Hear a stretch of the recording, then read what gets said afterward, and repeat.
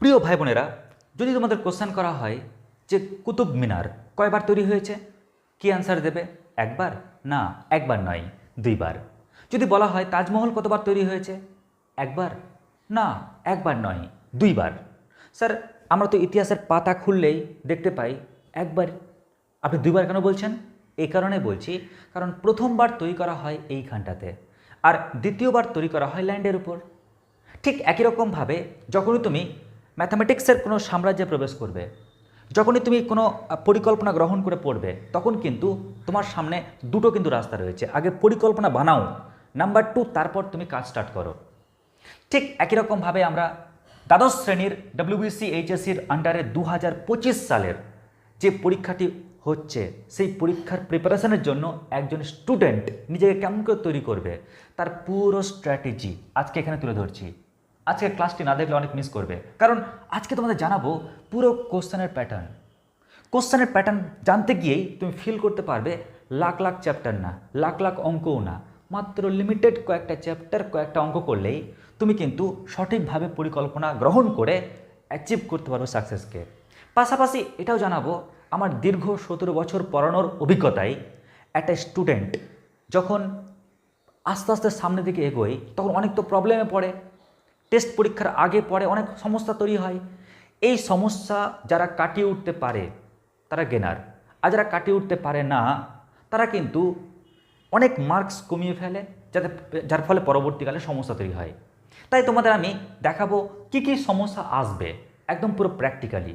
পাশাপাশি ওই সমস্যাগুলোকে কেমন করে দূর করবে, কেমন করে সমস্যা কাটিয়ে তুমি সামনে এগিয়ে যাবে, তার পুরো প্ল্যান, পুরো ফোকাস, পুরো একদম ডিটেলসে তোমাকে জানিয়ে দিচ্ছি।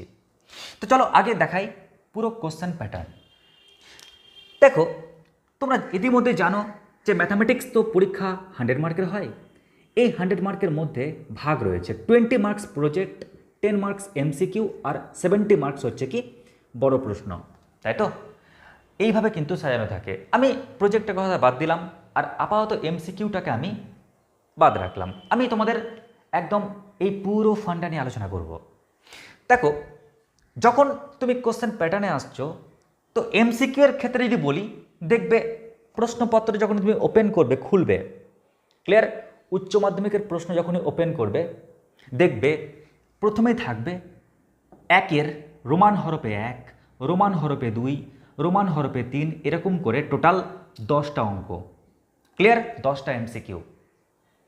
তারপর যখনই তুমি বড় অঙ্কে ঢুকছো, সেখানে কি দেখতে পাবে? দেখতে পাবে অঙ্কের নাম্বার 2, 2 এর A, 2 এর B, 2 এর সিতে থাকছে টোটাল 3টে অঙ্ক, 1 নাম্বার, 2 নাম্বার, 3 নাম্বার। তারপর থাকছে অঙ্ক নাম্বার ডি, অঙ্ক নাম্বার ই। ক্লিয়ার? যখন তুমি 4 মার্কের অঙ্কে যাচ্ছ, তখন দেখতে পাবে অঙ্ক নাম্বার 3 এর এ, 3 এর বি, বিতে টোটাল 2টো অঙ্ক তোমাকে করতে দেবে। সি, সি এ থাকছে টোটাল 3টে অঙ্ক, 1 নাম্বার, 2 নাম্বার, 3 নাম্বার। থাকছে ডি, ই, এফ। আর যখনই তুমি চলে যাচ্ছ 5 মার্কের অঙ্কে, তখনই তুমি পাচ্ছ অঙ্ক নাম্বার 4 এর এ, বি এ থাকছে টোটাল 2টো অঙ্ক, রোমান হরফে 1 নাম্বার, 2 নাম্বার, আর সি। এই হচ্ছে পুরো কোশ্চেনের প্যাটার্ন। যখন তুমি উচ্চ মাধ্যমিক পরীক্ষায় ম্যাথসে বসবে পরীক্ষার হলে, কোশ্চেনটা ওপেন করলেই দেখতে পাবে এরকম স্ট্রাকচার। এখন তোমরা বলবে, স্যার এই স্ট্রাকচার জেনে লাভ কি? আপনি যদি চ্যাপ্টারে না বলেন। বলছি, আমি চ্যাপ্টার বলার সঙ্গে সঙ্গে দেখাবো তোমাদের পরিকল্পনা, যে স্যার আমাদের কি বিশ্বব্রহ্মাণ্ড পড়তে হবে? তো এক্ষেত্রে বলে রাখি, আমরা প্রথমে সাইকোলজিক্যালি ব্রেনটাকে একটু শান্ত করি। যখন আমরা ম্যাথস পড়তে যাই, তখন দেখবে আমাদের সামনে প্রায় 32-33 চ্যাপ্টার, তার মধ্যে অনেকগুলো কন্টেন্টের মধ্যে অনেকগুলো প্রবলেম দেখার পর কিন্তু আমাদের মন বিচলিত হয়ে যায়। তো আমরা এক কাজ করতে পারি, আমরা প্রথমে ব্রেনটাকে শান্ত করার জন্য আগে ফিল করি, আমাকে লাখ লাখ হাজার হাজার অঙ্ক করতে হবে না, আমাকে মাত্র করতে হবে 20টা অঙ্ক। স্যার 20টা অঙ্ক? হ্যাঁ, MCQ বাদ দিয়ে দেখো, 1, 2, 3, 4, 5, 6, 7, 8, 9, 10, 11, 12, 13, 14, 15, 16, 17, 18, 19, 20, টোটাল 20টা অঙ্ক করতে হবে। তাই আগে আমরা ব্রেনকে ইনস্ট্রাকশন দিলাম, আমাদের করতে হচ্ছে কটা, মাত্র 20টি অঙ্ক, 20টি প্রবলেম। ক্লিয়ার? তার বাইরে আর করব না, এমসিকিউ বাদ দিয়ে বললাম। এবার এই 20টা অঙ্ক কী করে আমরা অ্যাচিভ করব, পরীক্ষা হলে কেমন করে আমরা না হব, তার জন্য দেখো বার পরিকল্পনা। তো যখনই আমরা কোশ্চেনের প্যাটার্নের দিকে তাকাচ্ছি, এবার চলো চ্যাপ্টারগুলোকে আমরা বসাই। দেখবে ইউনিট 1-এ তোমাদের 4টে চ্যাপ্টার আছে। একটা হচ্ছে সম্বন্ধ, নাম্বার 2 চিত্রণ, নাম্বার 3 দ্বিপদ প্রক্রিয়া, নাম্বার 4 হচ্ছে কি ট্রিগোনোমেট্রিক ইনভার্স ফাংশন। আর এই 4টে চ্যাপ্টারের মধ্যে একটা চ্যাপ্টার না প্রায় কমন থাকে, মানে একদম বলতে পারো অর হিসাবে দেয়, সেটা হচ্ছে ট্রিগোনোমেট্রিক ইনভার্স ফাংশন। আবার মন দিয়ে শোনাও, তোমাদের 2-এর এ আর 3-এর এ, এখান থেকে আর এখান থেকে ইউনিট 1-এর কিন্তু কোশ্চেন হয়। আর ইউনিট 1-এ টোটাল 4টে চ্যাপ্টার থাকে, ওই 4টে চ্যাপ্টার থাকে বটে, আর এখানে কোশ্চেন থাকে দুটো, যে কোনো একটা করতে বলে, কোশ্চেন থাকে দুটো, যে কোনো একটা করতে বলে। তো তোমরা করবে কোনটা, ট্রিগোনোমেট্রিক ইনভার্স ফাংশন। কি বললাম, ট্রিগোনোমেট্রিক ইনভার্স ফাংশন। কেন জানো, কারণ এই চ্যাপ্টারটার সঙ্গে বাকি যে আর 3টে চ্যাপ্টার আছে, সম্বন্ধ, চিত্রণ আর দ্বিপদ প্রক্রিয়া, ওরা অর হিসাবে পড়তে দেখা গেছে বা পড়ে। ওই কারণে আমরা এক কাজ করব, এই চ্যাপ্টারটাকেই ডিটেলসে খুব ভালো করে পড়ব, যাতে যে কোনো অঙ্ক দিলে করতে পারি। তাহলে আমাদের পরিকল্পনা 1-এ ট্রিগোনোমেট্রিক ইনভার্স ফাংশন এই চ্যাপ্টারটাকে রাখলাম। ক্লিয়ার? তাহলে ভাবো 3টে চ্যাপ্টার থেকে মুক্তি। টাইম পেলাম, ওই টাইমে বরং ওর পিছনে দেবো টাইমটা। নেক্সট দেখো, এবার বি পার্টে, বি পার্টে কি থাকবে, ম্যাট্রিক্স। কি বললাম, বি পার্টে থাকবে ম্যাট্রিক্স। একটু বলে রাখি তোমাদের, এখানে তোমাদের ম্যাট্রিক্স থাকবে আর 2 নম্বরে থাকবে নির্ণায়ক।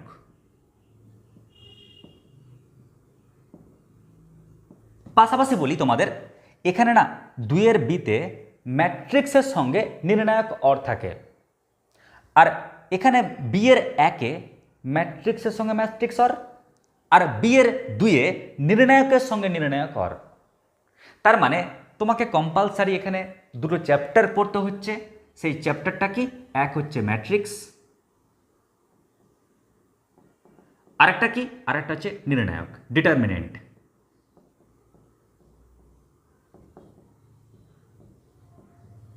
ক্লিয়ার? তাহলে লক্ষ্য করো তো, তুমি কটা চ্যাপ্টার পড়লে, তুমি পড়ছো মাত্র 3টে চ্যাপ্টার, আর 3টে চ্যাপ্টারের মধ্যে তোমার 5টা অঙ্ক হয়ে গেল। কোশ্চেনের প্যাটার্নে 20টার মধ্যে 5টা হয়ে গেল, মনে একটু শান্তি লাগছে না? আচ্ছা, এবার 4 নাম্বার চ্যাপ্টার আমি করব কোনটা, এই 4-এর এ। কেমন, এখানে একটা দারুণ সুন্দর ছোট্ট চ্যাপ্টার আছে, এলপিপি, লিনিয়ার প্রোগ্রামিং প্রবলেম, রৈখিক প্রোগ্রাম বিধি। এখান থেকে মাত্র 2 টাইপের অঙ্ক হয়। 2 টাইপের অঙ্কের মধ্যে প্রথম টাইপের একটা অঙ্ক আর সেকেন্ড টাইপের একটা অঙ্ক অর হিসাবে থাকে। ফলে স্টুডেন্ট যদি যে কোনো একটা প্রকার ভালো করে দেখে যায়, ও কনফার্ম পরীক্ষা হলে নামাতে পারে। আমি তো স্টুডেন্টসকে মাত্র এই চ্যাপ্টার থেকে 5টা অঙ্ক দিই আর বলি, ভাই এই 5টা অঙ্কই করো, এই 5টা অঙ্কই করলে 100% তুমি নামাতে পারবে। তাই 4 নম্বর চ্যাপ্টার আমরা দিতে পারি এলপিপি। এবার চলে আসছি নেক্সট আরেকটা চ্যাপ্টার। দেখো এখানে কোশ্চেন প্যাটার্নে 2-এর ডি বা 3-এর ডিতে একটা দারুণ চ্যাপ্টার আসে, সেটা হচ্ছে ভেক্টর। প্রত্যেকে জানো খুব সহজ চ্যাপ্টার, 11-এ তোমাদের জ্ঞান চলে আসে আর ক্লাস 12-এ বিজ্ঞান হয়ে যাও তোমরা। তো এখানে ভেক্টর, এখানেও ভেক্টর। আর আমরা চলে আসছি 4-এর সিতে, এই ভেক্টরের অ্যাপ্লিকেশানে কি আছে, 3D সরলরেখা, 3D সরলরেখা বা সমতল।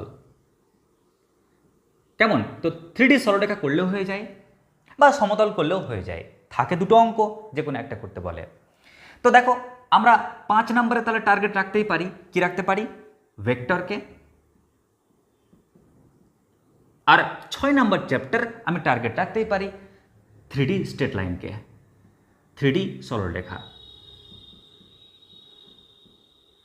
এবার তোমরা একটু লক্ষ্য করো তো কটা অঙ্ক হলো। দেখো 1 2 3 4 5 6 7 8 9, 9টা অঙ্ক। মানে ভাবো 20টা অঙ্কের মধ্যে 9টা অঙ্ক হয়ে গেল। 20টা অঙ্কের মধ্যে 9টা অঙ্ক শেষ। আর মাত্র করতে হলো তোমাকে 6টা চ্যাপ্টার।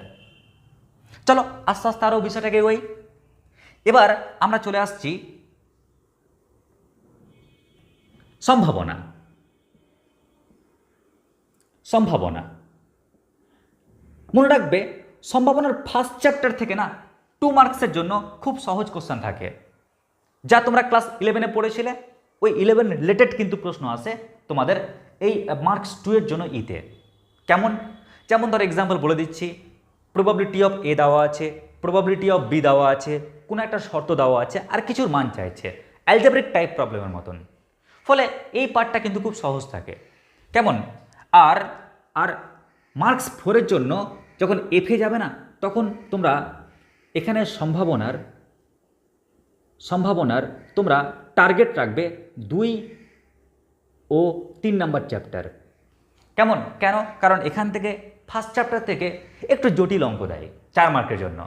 এখানে বিন্যাস সমবায়ের একটু গুরুত্ব কাজে লাগে। তো অনেক স্টুডেন্টস থাকে যারা বিন্যাস সমবায়ের চর্চার অভাবে একটু গুলিয়ে যায়, তার ফলে প্রবলেমে পড়ে। তাই আমি বলবো যে তোমরা যদি সেকেন্ড চ্যাপ্টার থার্ড চ্যাপ্টারটা করে নাও, তাহলে কনফার্ম তুমি 4 মার্কের জন্য এফ হাতের মুঠোয় থাকছে। তাহলে আমরা 7 নম্বরে বলতেই পারি সম্ভাবনা, ওর 2 নম্বর চ্যাপ্টার আর 3 নম্বর চ্যাপ্টার। ক্লিয়ার? মনে রাখবে, যদি এই চ্যাপ্টারটা করে নাও না 2 3, তাহলে তোমার এটাও কিন্তু হয়ে যাচ্ছে। কারণ এখানে 2টো অঙ্ক থাকে, একটা সম্ভাবনা চ্যাপ্টার 1 থেকে, আর একটা অঙ্ক ওই 2টো চ্যাপ্টারের মধ্যে কোনো একটা চ্যাপ্টার থেকে থাকবে। তো তুমি যদি এই 2টো করে নিতে পারো, তাহলে তোমার কিন্তু অলরেডি এই পার্টটাও হয়ে যাচ্ছে। কেমন? ব্যাস, তো এই হচ্ছে আমাদের এই পার্ট। এবার চলে আসছি বাকি পার্ট। তো দেখো, এবার যা বাকি পড়ে থাকছে না, যে বাকিগুলো দেখতে পাচ্ছ এখানে, সেই বাকি পার্টগুলো হচ্ছে এবার ক্যালকুলাসের পার্ট। স্যার ক্যালকুলাসের পার্ট? হ্যাঁ, ক্যালকুলাসের পার্ট। তো চলো আমরা দেখে নিই ক্যালকুলাসের পার্টের মধ্যে কোনটা কোনটা পড়ছে, এবার কি কি পার্ট পড়ছে। তো আমরা সি এর যে 1 দেখতে পাচ্ছ, এখানে না ফার্স্ট অর্ডার ডেরিভেটিভের সঙ্গে অর থাকে সেকেন্ড অর্ডার ডেরিভেটিভ। কি বললাম? ফার্স্ট অর্ডার ডেরিভেটিভের সঙ্গে থাকে সেকেন্ড অর্ডার ডেরিভেটিভ। তো আমার পার্সোনাল একটা ওপিনিয়ন বলবো যে স্টুডেন্ট যেহেতু ফার্স্ট অর্ডার ডেরিভেটিভ 11-এ করে, ওই কারণে 12-এ না একটু ঘুরিয়ে কোশ্চেন দেয়। তার চেয়ে বরং যদি স্টুডেন্টস মনে করে আমি এখানে সেকেন্ড অর্ডার ডেরিভেটিভ করব, সেকেন্ড অর্ডার ডেরিভেটিভ করে যাব, তাহলে না সে হুবহু অঙ্ক কমন পেয়ে যাবে। একদম পুরো বইয়ের অঙ্ক হুবহু কমন পেয়ে যাবে, এবং পেয়েছে বিগত বছরগুলোতে। কেমন? আমি লিমিটেড কয়েকটা অঙ্ক দিই, ওখান থেকেই অঙ্ক কমন পড়ে যাই। তাহলে আমরা 8 নম্বরে লিখতেই পারি সেকেন্ড অর্ডার ডেরিভেটিভ, কিন্তু ওর সঙ্গে কিন্তু অর থাকে ফার্স্ট অর্ডার ডেরিভেটিভ। ব্যাস, এটা হয়ে গেল। এবার চলে আসছি আমরা 5 মার্কসের 4-এর বি। স্যার এখানে কি অঙ্ক থাকবে? তো আমি সাজেস্ট করব যে এখানে এমন কয়েকটা চ্যাপ্টার রয়েছে, তার মধ্যে 2-1টা চ্যাপ্টার চুজ করো যেন পুরো পার্টটা কভার করা যায়। নাম্বার 1 কি? নাম্বার 1 তুমি চুজ করতে পারো এখানে স্পর্শক অভিলম্ব। আমি স্পর্শক শুধু লিখছি। ক্লিয়ার? স্পর্শক অভিলম্ব, কারণ এখান থেকে 100% কোশ্চেন কিন্তু হয় এখানে। অ্যাকচুয়ালি তোমাদের 4-এর বিতে না 4টে কোশ্চেন থাকে, করতে বলে যে কোনো 2টো। কেমন? তো 2টো যখন করতেই বলছে, তোমরা স্পর্শক অভিলম্ব আর এরিয়া ক্ষেত্রফল এই চ্যাপ্টারটাকে ফাটাফাটি করে যাবে, গ্যারেন্টি। তোমরা কিন্তু পুরো সেট কমন পেয়ে যাবে ওখানে। ক্লিয়ার? বা কমন পাওয়ার সম্ভাবনা প্রায় প্রবল থাকে। তো কি বললাম? 9 নম্বরে স্পর্শক অভিলম্ব, স্পর্শক ও অভিলম্ব। আর 10 নম্বরে হচ্ছে কি? এরিয়া, ক্ষেত্রফল রূপে নির্দিষ্ট সমাকল। তো দেখো মোটামুটি কতগুলো আমাদের কভার হয়ে গেল। তো মাত্র এই 3 আর 2 আর 1 3, তার মানে টোটাল আর 6টা অঙ্ক করতে হচ্ছে, তাই না? এই 6টা অঙ্ক করলেই পুরো 20টা অঙ্ক কভার। এবার আমি চলে আসি ইন্টিগ্রেশানে। দেখো অনেক স্টুডেন্টস ইন্টিগ্রেশনে মারপিট করে, স্যার কবে করাবেন, কবে করাবেন, স্যার কবে করাবেন। মাথা পুরো খারাপ হয়ে যায় স্টুডেন্টের। কিন্তু লক্ষ্য করো তো ইন্টিগ্রেশন থেকে আছে কত নাম্বার, যে আমরা এত লাফালাফি করি, আমরা ইন্টিগ্রেশন নিয়ে এত মাতামাতি করি, কত নাম্বার দেয় ইন্টিগ্রেশন। তো দেখবে আমরা কোশ্চেনের স্ট্রাকচার যদি দেখি তাহলে ইন্টিগ্রেশন অন্য কোথাও থাকতে পারে, কিন্তু অনেক অঙ্ক অর্ধ থাকে। ফলে মেন আমাকে করতেই হবে এরকম যদি জায়গা দেখো তাহলে দেখবে সি এর অঙ্ক নাম্বার 2 এখানে থাকে অনির্দিষ্ট সমাকলন, ইনডেফিনিট ইন্টিগ্রাল, আর ইতে থাকে ডেফিনিট ইন্টিগ্রাল। মানে ভাবো তোমাকে মাত্র এই 4 আর 4 8 মার্ক, এই 8 মার্কের ইন্টিগ্রেশন কম্পালসারি করার জন্য ব্রেনের মধ্যে অনেক এফেক্ট ফেলতে হয়। ক্লিয়ার? তাহলে আমরা দেখো ডেফিনিট ইন্টিগ্রাল, ইনডেফিনিট ইন্টিগ্রাল। তো আমরা অঙ্ক নাম্বার 11 এখানে কি করব? Definite integral. এবার তোমরা বলবে স্যার ডেফিনিট ইন্টিগ্রাল তো অনেক বড় পার্ট। কে বলছে বড় পার্ট? জানো কি, এখানে লিমিটেড কয়েকটা টপিক আছে, ওই টপিক থেকেই প্রশ্ন আসে, বিশ্বব্রহ্মাণ্ড থেকে প্রশ্ন আসে না। কিন্তু স্যার কীরকম? n টেন্ডস টু ইনফিনিটি ওয়ালা অঙ্ক, বা ডেফিনেশন মানে সংজ্ঞা, যদি এই দুটো পার্ট করে নিতে পারো তাহলে ধরে নাও তুমি একটা অঙ্ক কমন পেয়ে গেছো। ক্লিয়ার? একটা অঙ্ক কমন পেয়ে গেছো মানে তুমি ই পার্টটা তোমার হাতের মুঠোয়। আর স্যার ইনডিফিনিট ইন্টিগ্রালটা কীভাবে করব? এটা করার স্টাইল আছে, টেকনিক আছে। আমি প্রথমে পুরো পার্টটা বলে দিই, তারপর বলছি স্যার ইনডিফিনিট ইন্টিগ্রালটা করবো কীভাবে। আচ্ছা, আর কি পার্ট রয়েছে? এখানে রয়েছে ডিফারেন্সিয়াল ইকুয়েশন, ডিফারেন্সিয়াল ইকুয়েশন। আর এখানে তোমরা দেখতে পাচ্ছ 2 এর সিতে যে 1 2 3 পার্ট আছে, এই পার্টটা আমি আর বলবো না, কারণ এটা পুরো ক্যালকুলাস থেকে আসবে। কেউ যদি রোলস থিওরাম বা ল্যাগ্রাঞ্জেস মিন ভ্যালু থিওরাম যদি করে নিতে পারো তাহলে একটা অঙ্ক পেয়ে গেলে। কেউ যদি ইন্টিগ্রেশনটা যদি করতে পারো তাহলে একটা ইন্টিগ্রেশন কমন পেয়ে যাচ্ছ, বা অ্যাপ্লিকেশন থেকে একটা কমন পেয়ে যাবে। তো এটা টেনশন নেই। কেন টেনশন নেই জানো? 6টা অঙ্ক থাকবে, 6টা। ভাবতে পারছো? 6টা অঙ্ক করতে বলবে 3টা, তুমি অটোমেটিক্যালি 3টা পেয়েই যাবে। হয়তো লিমিট কন্টিনিউটি থেকে একটা পেয়ে যাবে। ক্লিয়ার? তুমি ডেরিভেটিভ থেকেও পেয়ে যেতে পারো, তুমি রোলসের উপপাদ্য বা ল্যাগ্রাঞ্জেস মিন ভ্যালু থিওরাম এখান থেকে একটা অঙ্ক পেয়ে যেতে পারো, বা ইন্টিগ্রেশন থেকে পেয়ে যেতে পারো, বা ক্যালকুলাসের প্রয়োগ থেকে পেয়ে যেতে পারো, পাবাই। ডিফারেন্সিয়াল ইকুয়েশন থেকেও পেয়ে যেতে পারো। মানে তুমি যা এখানে চ্যাপ্টারগুলো পড়বে না, ওখান থেকে তুমি এই পার্টটা ম্যানেজ করে নিতে পারবে। তাই ওটার জন্য তোমাকে এক্সট্রা পরিশ্রম করতে হবে না। তো এই হলো পুরো কোশ্চেনের প্যাটার্ন, আর এই হচ্ছে পরিকল্পনা।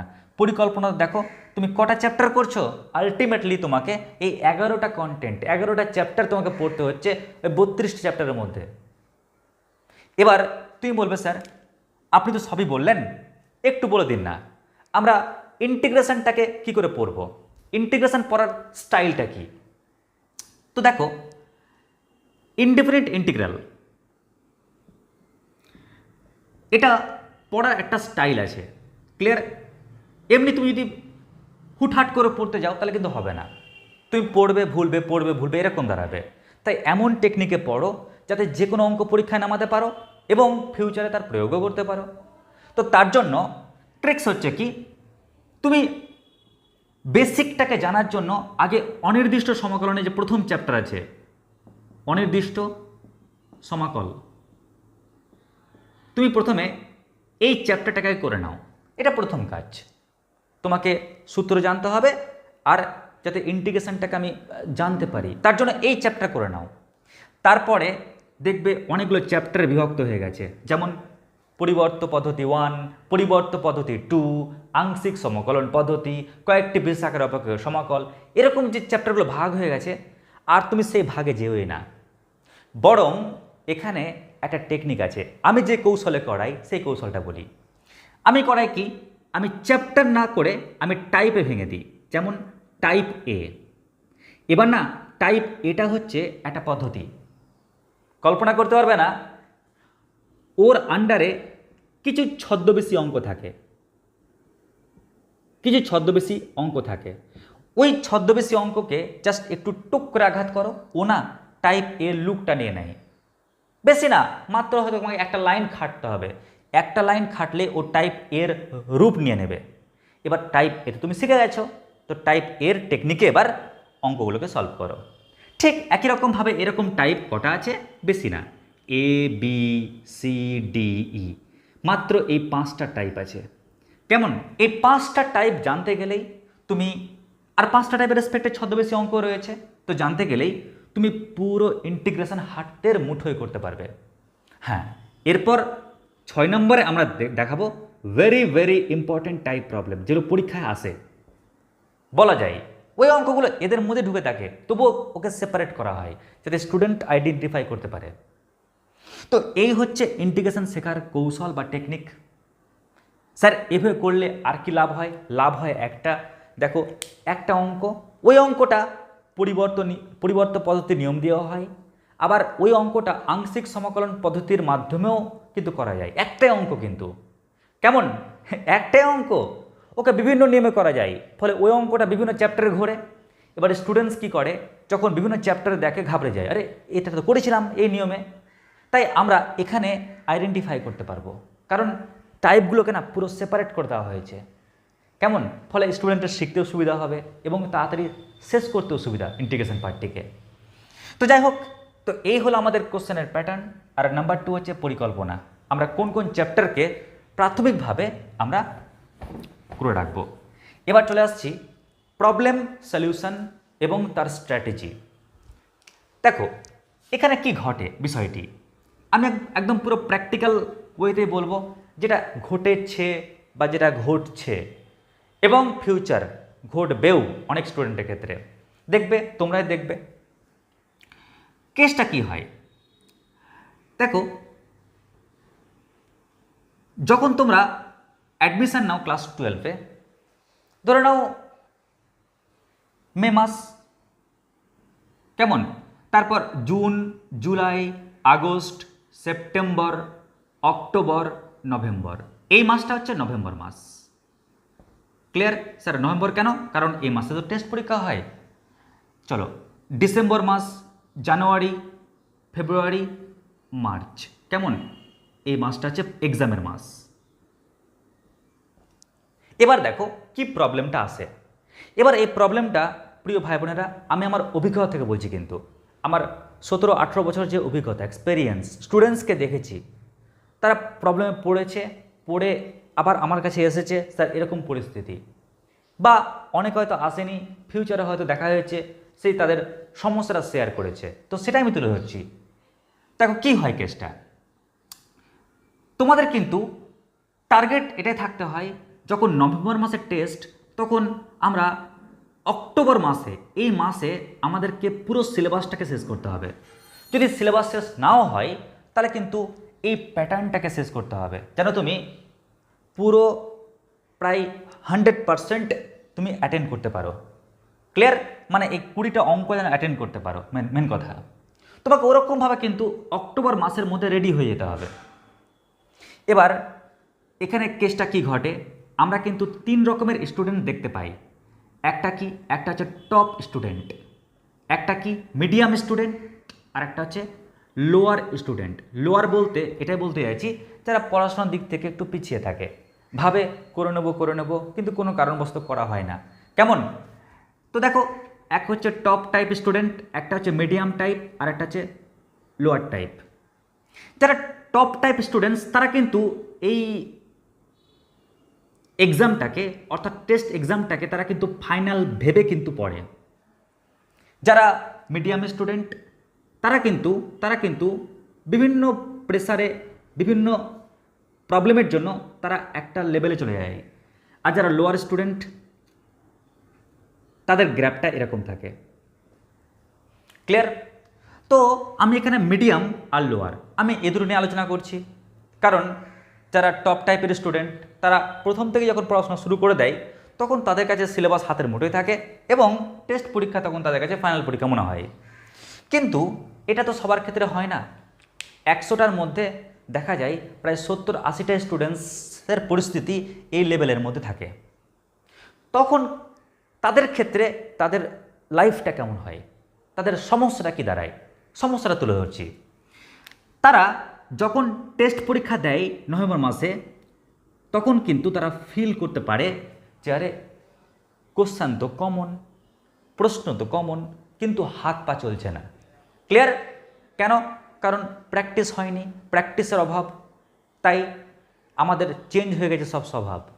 ওই কারণে কি করে, তাদের কিন্তু হাতটা চলে না। তখন তারা ডিসিশন নেয় যে ঠিক আছে, এটা ভাগ্যিস টেস্ট পরীক্ষা, ফাইনাল না, ফাইনাল তো অনেক লেট আছে, এক কাজ করি, এবার নিজেকে প্রস্তুতি নেব। ক্লিয়ার? জান প্রাণ খেটে প্রস্তুতি নেব। এবার কি করে, ডিসেম্বর মাস, এই এক মাসে তারা কিন্তু প্রস্তুতি স্টার্ট করে, একদম পুরো টার্গেট নিয়ে নেয়, জান প্রাণ লাগিয়ে দেয়। এবার তোমরাই বলো, যদি আমি একটা সাবজেক্ট ধরে নিই ম্যাথামেটিক্স, যার 30টা চ্যাপ্টার আছে, যদি একটা স্টুডেন্ট ভেবেও নেয় একদিনে একটা করে চ্যাপ্টার শেষ করব, ও তো আর পরপর করতে পারবে না, একঘেয়ে লেগে যাবে।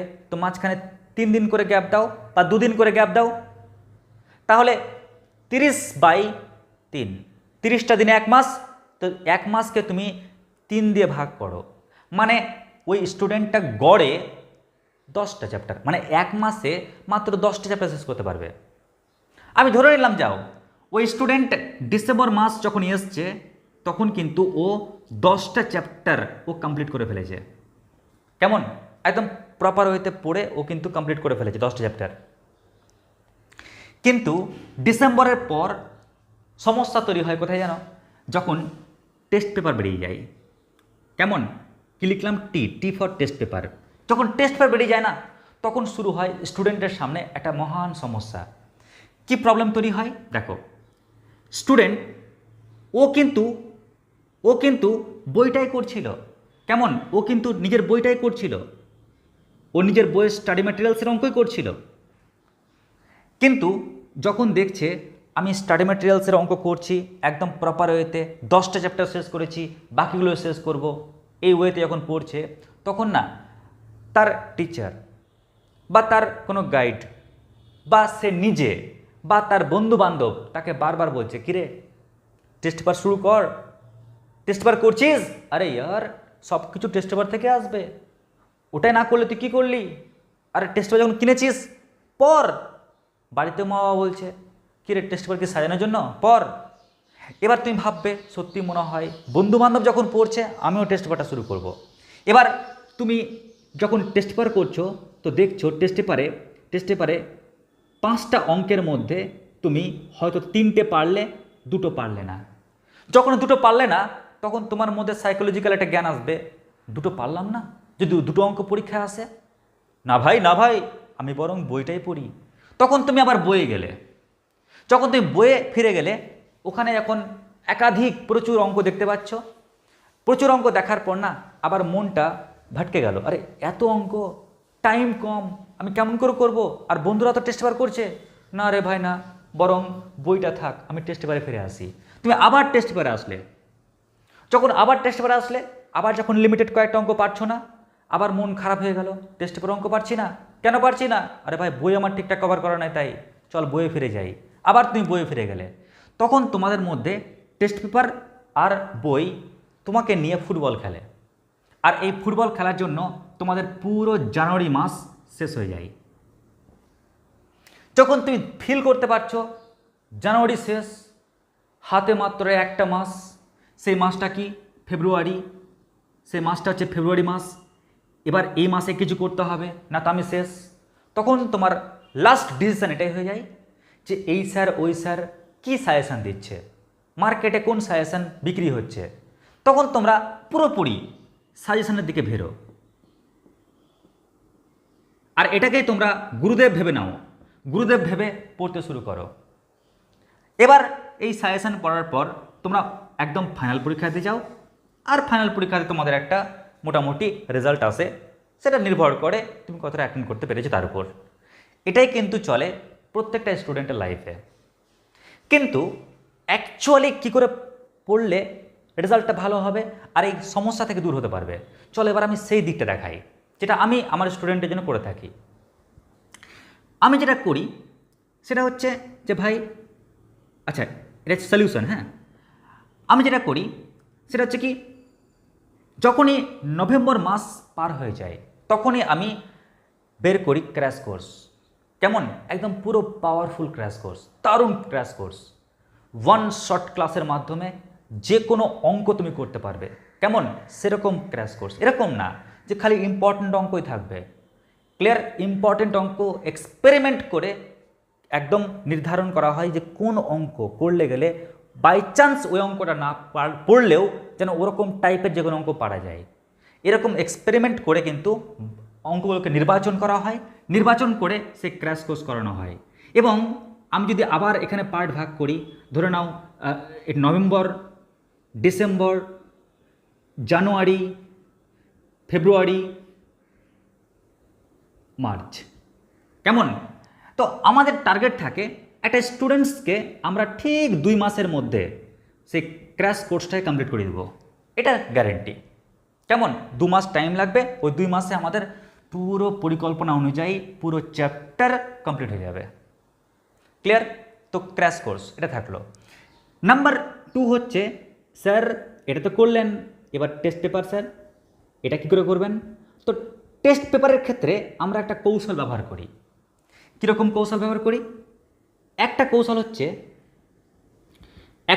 হচ্ছে স্টুডেন্টসকে বলি, দেখো একদিকে আছে স্টাডি ম্যাটেরিয়ালস, আর একদিকে আছে কি টেস্ট পেপার। কি বললাম? একদিকে স্টাডি ম্যাটেরিয়ালস আর একদিকে টেস্ট পেপার। তো তোমরা যখন ক্র্যাশ কোর্স করছোই, ওখানে তো অঙ্ক রয়েছে, ধরে নাও অঙ্ক রয়েছে এখানে 4টে বা 5টা অঙ্ক রয়েছে। আর তুমি যখন টেস্ট পেপার করবে তো ধরে নিলাম 10টা পেপার। কেমন? 10টা পেপার। তো 10টা পেপারের মধ্যে তো 4টা অঙ্ক মিলেই যায়, একই অঙ্ক থাকে। তাহলে ধরে নাও এখানে টোটাল 6টা অঙ্ক। কেমন? 6টা অঙ্ক, কারণ ওই 10টা অঙ্কের মধ্যে টেস্ট পেপারের মধ্যেই আবার মিলে যায় কয়েকটা অঙ্ক। ধরে নাও 4টা অঙ্ক মিলে গেল, তো আমি 6টা অঙ্ক পেলাম। এবার দেখছি যে আমার স্টাডি ম্যাটেরিয়ালসের এই অঙ্কের সঙ্গে টেস্ট পেপারের এই অঙ্কটা ম্যাচ করে গেছে, এই অঙ্কের সঙ্গে এই অঙ্কটা ম্যাচ করে গেছে, এই অঙ্কের সঙ্গে এই অঙ্কটা ম্যাচ করে গেছে, এই অঙ্কের সঙ্গে এই অঙ্কটা ম্যাচ করে গেছে। কিন্তু এই অঙ্কটা না ম্যাচ করেনি, যেটা টেস্ট পেপারে আছে, বাট আমাদের ম্যাটেরিয়ালসে নাই। তখন কি করি? ওই যে এক্সট্রা অঙ্ক আছে তাকে টেনে আমাদের ম্যাটেরিয়ালসে অ্যাড করে দিলাম। ক্লিয়ার? তার মানে কি আমাদের টেস্ট পেপারটা ম্যাটেরিয়ালসের সঙ্গে প্র্যাকটিস চলছে। স্টুডেন্ট ম্যাটেরিয়ালস আর টেস্ট পেপার নিয়ে যে ফুটবল খেলা খেলছিল ওটা আর হচ্ছে না, কারণ সে দেখতে পাচ্ছে যে স্টাডি ম্যাটেরিয়ালসের লিমিটেড অঙ্ক, আর টেস্ট পেপারে চাই না কেমন অঙ্ক থাকবে, বাট যাই অঙ্ক থাকুক না কেন সবই তো স্যারদের নির্ধারণ করা ইম্পর্টেন্ট প্রবলেম, যেটা কি বলতো তোমার ম্যাটেরিয়ালস সঙ্গে ম্যাচ করে যাবে। যদি বাই চান্স 2-1টা অঙ্ক এরকম থাকে তাকে টেনে অ্যাড করে নিলাম। এবার তুমি বলবে, স্যার এটা তো হলো আপনি টেস্ট পেপার করার দারুণ পদ্ধতি বললেন, কিন্তু কিন্তু এটা আপনি সাজাবেন কী করে? এটা হচ্ছে ম্যাট্রিক্স, ধরুন একটা চ্যাপ্টার ম্যাট্রিক্স, তার উপর ম্যাট্রিক্স চ্যাপ্টার, তার উপরে 6টা অঙ্ক পেয়েছিলাম।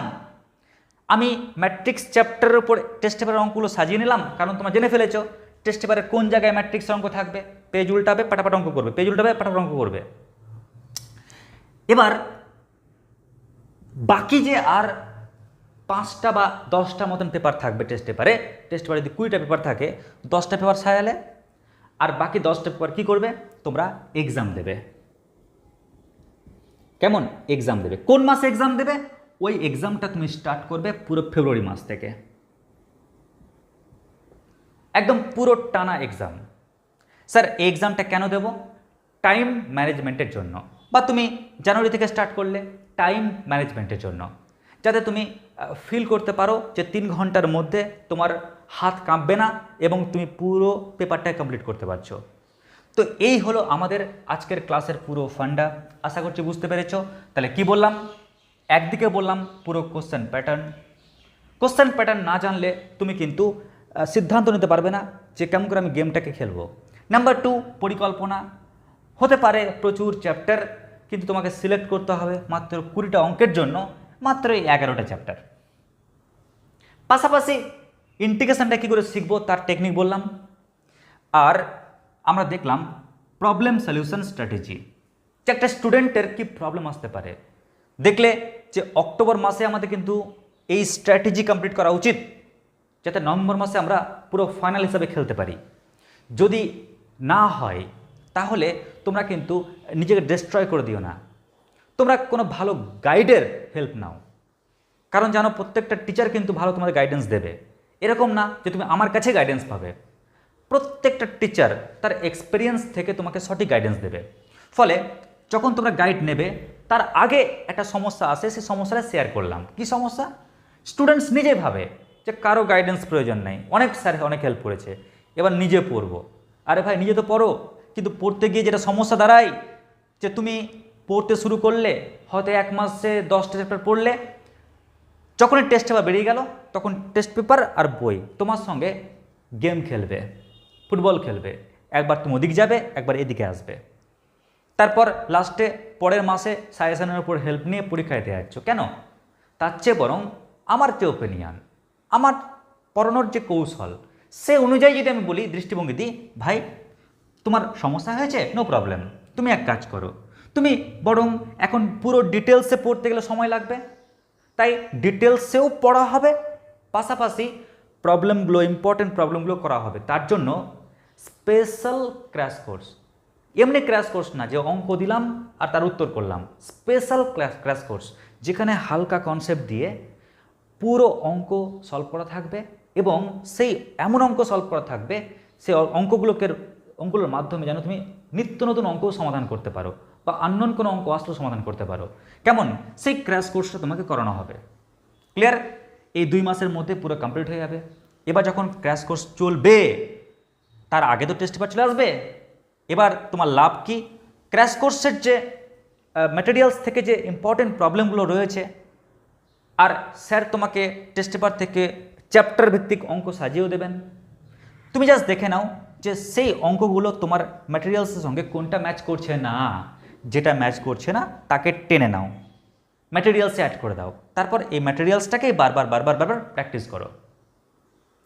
আর সময়টাকে ম্যানেজ করার জন্য, টাইম ম্যানেজমেন্টের জন্য তুমি 5টা বা 10টা পেপার রাখো তোমার হাতের মুঠোয়, আর তোমরা ওই পেপারগুলোকে এক্সাম দাও। এইভাবে তোমাদের কিন্তু এগিয়ে যেতে হবে সামনের উচ্চ মাধ্যমিক 2025 সালের গুরুত্বপূর্ণ পরীক্ষায়। আশা করছি বুঝতে পেরেছ। এরপর তোমরা কোন টপিক চাও, তোমরা কোন চ্যাপ্টার চাও, অবশ্যই কমেন্ট সেকশন লিখে পাঠাবে। অবশ্যই সেই টপিকের ওপর ভিডিও বানিয়ে আমরা আসছি তোমাদের মাঝখানে। আজকে আমাদের এটুকুটাই। নমস্কার, ধন্যবাদ।